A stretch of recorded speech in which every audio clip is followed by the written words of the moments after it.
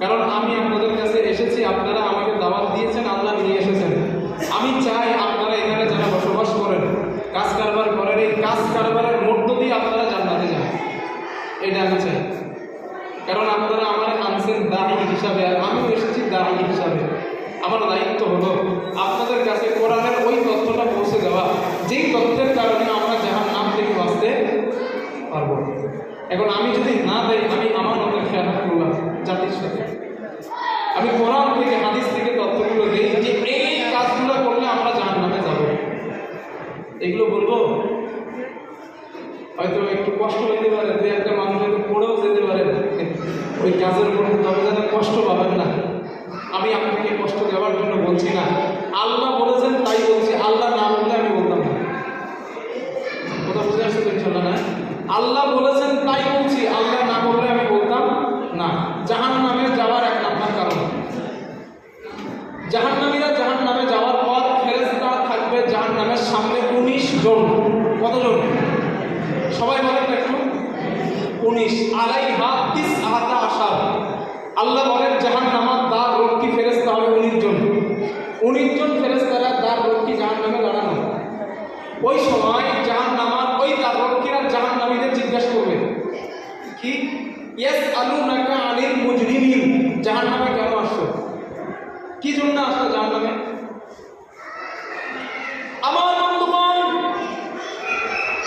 আল্লাহ তাআলা বলেন জাহান্নামীদের ফেরেশতাদের জবাবে জাহান্নামীরা জবাব দিবেন এক নাম্বার, ক্বালু লাম নাকু মিনাল মুসাল্লিন। ও ফেরেশতারা, আমরা দুনিয়ার জমিনে নামাজি ছিলাম না, মুসল্লি ছিলাম না। নামাজি না থাকার কারণে আজ আমরা জাহান্নামের আসামি হয়ে গেলাম। এবার আপনারা বলেন, নামাজ না পড়লে জাহান্নামে যেতে হবে, এটা বাকি বিল্লাহর বক্তব্য না আল্লাহ? আরো জোরে বলেন। আজ আপনারা সিদ্ধান্ত নেন নামাজ পড়বেন না পড়বেন না। আমি আল্লাহর কথাটা আপনাদের শুনে গেলাম, সিদ্ধান্ত আপনাদের। আল্লাহ বলেছেন জাহান্নামীরা নিজে মুখে বলবে, তারা জবাব দিবে লাম নাকু মিনাল মুসাল্লিন, আমরা দুনিয়ার জমিনে মুসল্লি ছিলাম না, নামাজি ছিলাম না, নামাজ না পড়ার কারণে জাহান্নামের মধ্যে আসলাম।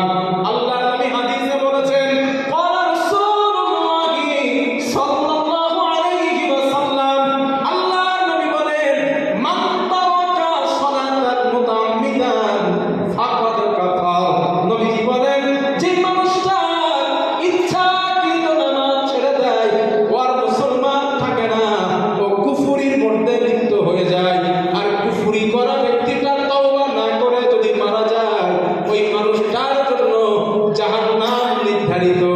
নবী হাদিসে বলেছেন নামাজ না পড়লে জাহান্নাম, আল্লাহ কোরআনে বলেছেন নামাজ না পড়লে জাহান্নাম। এবার আপনাদের সিদ্ধান্ত কি করবেন আপনারা? বুঝতেছে? এবার আপনারা ঠিক করবেন, নামাজ পড়বেন না? আমি হুজুর ফজিলত বলতে আসি না, সতর্ক করতে আসি।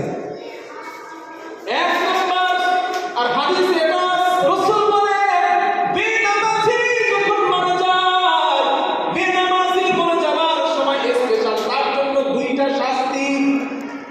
বেনামাজি যখন মারা যাবে, আপনারা বেনামাজির মরণের সময় পাশে বসে দেখবেন, আমার কথাটা রেকর্ড করে নেন।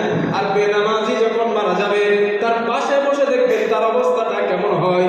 আল্লাহ নবী বলেন, বেনামাজি মারা যাওয়ার সময় এক নাম্বার তার আযাব, শাস্তি, তার দৃষ্টান্ত এত পরিমাণে হবে